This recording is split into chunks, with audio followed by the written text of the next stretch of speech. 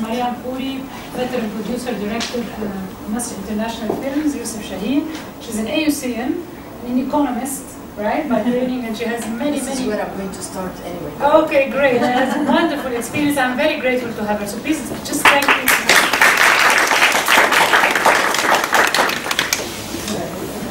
First of all, I'd like to thank my friend, Dr. Riz Najla, who's invited me today or has accepted my request, because she was asking me a question on the phone and I told her, لا ده موضوع كبير قوي, I should come and talk to them. So, and she accepted, so I'm so grateful to you. Thank you. I'm not a professor, I'm not a lawyer, I'm not an academic, but I've been a producer. I've been a producer for 35 years. Okay, so I graduated quite some time ago. I was an economics major here, and then I did my master's at Oxford. And then when I started to work, okay, everybody was telling me, إيه اللي جاب السينما مع economics? What's this? What is this really? You've studied all this and now you're working in cinema. Why? You know? And I told them, cinema is all about economics. You know, and this is what I want to tell you, and this is what I want to share with you, this experience. So I want you to ask me a lot of questions. If I'm saying something you do not understand, I want you to ask a lot of questions, because at one point I also had a very, very brief teaching experience in economics.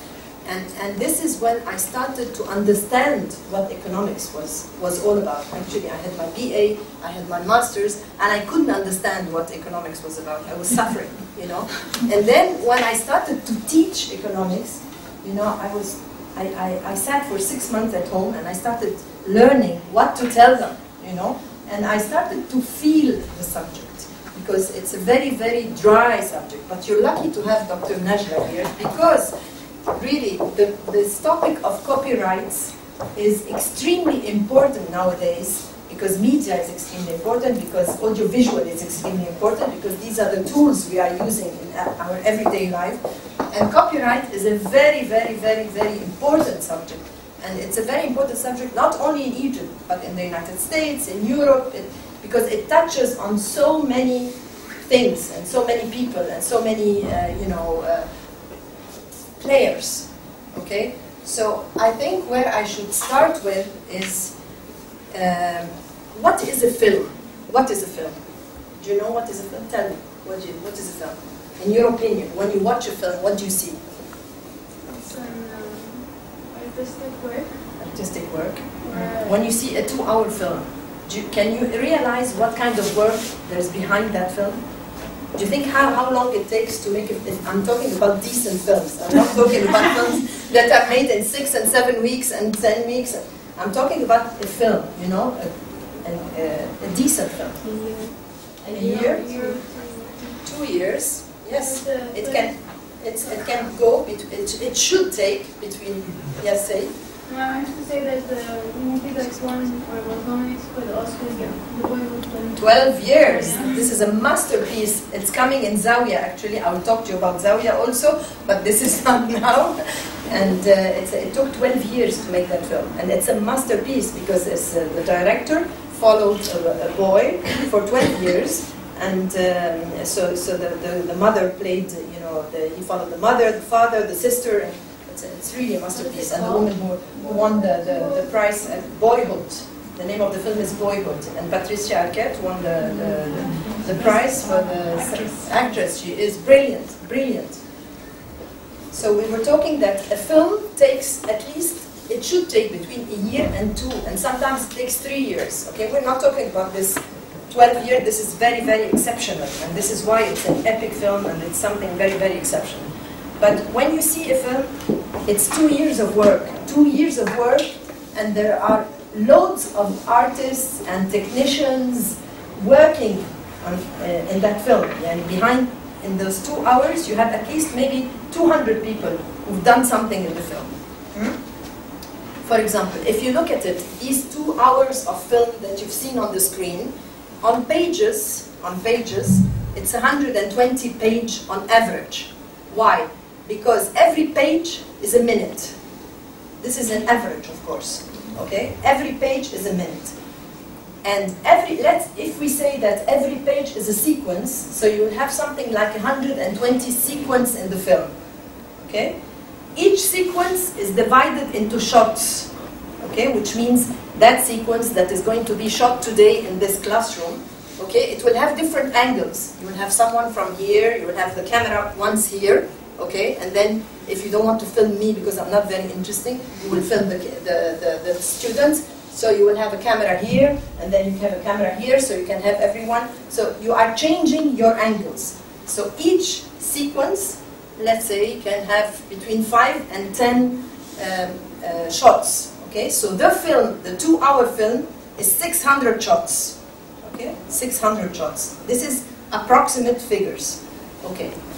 Now, if I'm looking at the figures, those 2 hours of film, those 120 sequences, the 600 shots, how much does it cost to make a film? Okay, or what is the budget for that film? A budget for a film. What does it consist of, you think?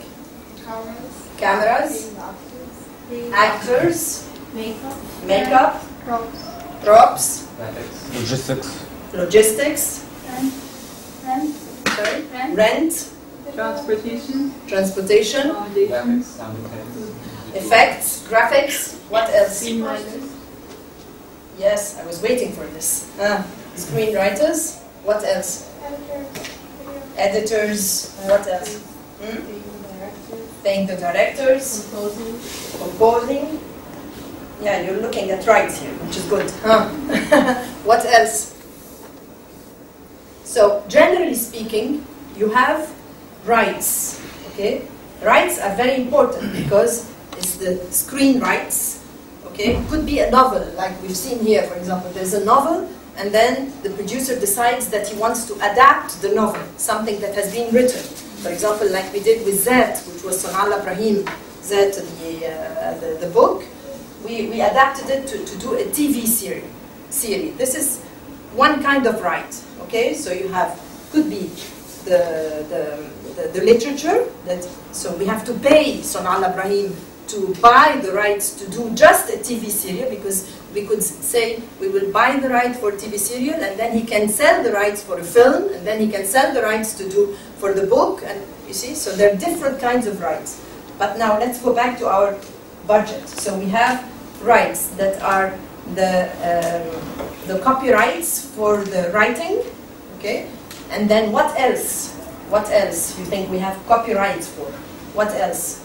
The music used in the music used in the music, yes. What? The characters of the book and the novel. The what, sorry? The characters. The characters. The characters. How are you going to pay rights for the characters? It depends on the story, yes. I mean, with actors, normally you pay them. It depends on the country, of course. You know, you have the United States, generally speaking, you have the United States, and then you have Europe, and then we have us, okay? So we take a little bit from here, a little bit of there, whatever we adapt, you know, to what is more convenient for us and for our markets. But for actors, for example, normally the actors are paid a fee, okay? But sometimes if they're too important, they could take a fee and a percentage of the revenues. Okay? This is financial, but also you have something that is not financial, which means that they have copyright for their own, for whatever they did. Like they have their own band. Absolutely, absolutely. So, you know, the very big actors, they might have that kind of arrangement also with the producer, you know. So it depends. So you have, for example, there was a very, very, very famous film in France, which was called Être et Avoir. It was a documentary film. Okay, it was made in a classroom. Okay, and of course it was a documentary film. It was shown like 10 years ago, and nobody thought it was going to be a success. Someone put a camera during a whole year, okay, with small kids in the classroom, and then the film went in theaters. It was one of the first documentaries that went in theaters, and it was a huge success. It had 1 million spectators in France. So the teacher, he said, the success is because of me. Okay, and you owe me a lot of money because you did not pay me any money. Listen to this, it might be interesting. You owe me, and there was a very big case that maybe it's still on until now, and this film is called Et Revoir. So now it's very, very important to sign, release, forms with all the actors, even if you're doing a documentary film. If you're doing a small documentary film in the classroom, anywhere, you should have your subjects sign a paper that they don't mind that you show the films anywhere. You see? Otherwise, you could be in trouble.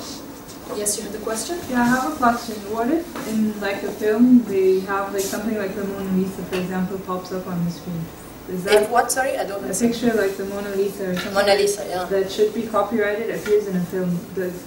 If it's already copyrighted at a museum, like does it still have to be? It has to do. Each case is unique, and it has to do with timing on the screen. Sometimes if it's less than 5 seconds, for example, or depending on, for even copyrights with films, for example. If you're taking very important films, some extracts of very important films, if it's less than 20 seconds, you don't have to pay rights. So people who know very well this, they try to avoid paying by, calculating the time on the screen and things like that. Okay, yeah? What about? Logos? You usually see if there's a laptop featured in a movie or a TV series, they either change the logo or they... Yes, because you know why? Because he's talking about this, the advertisements, okay? Sometimes the producer can take money from the laptop company if he is going to allow to show the logo. So this is promotion for this company, and it's one kind of raising money for the film, So this is very... I was trying to tell you that the film is made of molecules, very, very, a very big number of molecules, and each one has a story. Yeah. But can they be fined for showing the logo? Yes, of course. Unless there is an agreement before, with the companies, and there must be agreements about everything. There's nothing left like this by coincidence. You see? So we were talking about copyrights. Okay, so you have writing, music, photos. Okay, photos. What else? Locations. He's talking here about locations as well. What do you mean by copyright? Let me see. Do you know what's copyright? Which means what? Tell me what's copyright for you. I better know. Tell me what's copyright for you in practical terms. It's your right over something. Yeah. Like we discussed personhood and fairness days. Like if you create something, it doesn't have to be original, but it's an extension of yourself. So Exactly. you also have right over it. Exactly. So regarding locations, for example, how would this work, you think? How would this work? In the lectures, you talked about technically the locations aren't copyrighted, but to avoid any damages or to avoid any lawsuits, it's better to have them sign a release form.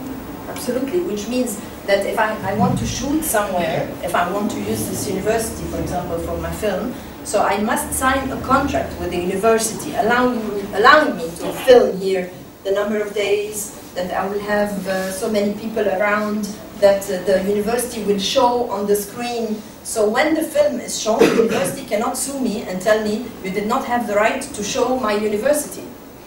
Yeah. So what about the movies that make fun of other movies, like disaster movie and horror? Yeah, of course, this is a very, very good question. Yeah, it's a very good question. You need to buy the rights of the other movies if you're going to show extracts. But this is a different thing. But they make fun of You mean making fun without showing extracts?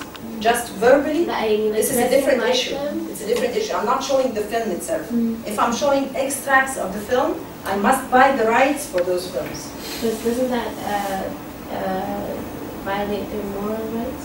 Moral rights, this is a different, of course, this is a different issue, but this is too advanced for me now. Okay, Okay. I'm talking about... Can I respond to this? Yes. I think it's not, you cannot prohibit this. This is the Yeah. same idea of parody and we talked about before, that you have to be neutral, aesthetically neutral. You can think of this as creativity and put ethical issues aside. It's a very thin line, yeah. Sorry to jump Yeah, in. no, please, yeah. What about filming in public places? You need to buy, you need also to agree. There's no public, in Egypt, if you put your camera anywhere, you must have a permit. You're not allowed to film anywhere, even if you're on the beach, you film, you know, you're not allowed. You need to have a permit, and the permits come from the Ministry of Interior. Normally, when you're making a film, okay, we're jumping now in many subjects, but if you get confused, let me know. If you're making a film, the first thing you have to do is submit your script to the censorship approval. This is our system here, okay? Is submit the script to the censorship approval, and then you get the permits, depending on the locations where you want to film, from the Ministry of Interior. There are a lot of permits here in Egypt, but this is the way it works. Okay, so you get permits on paper, and then when you want to show the film publicly, you must get another permit to show it. Theatrical release or TV, whatever.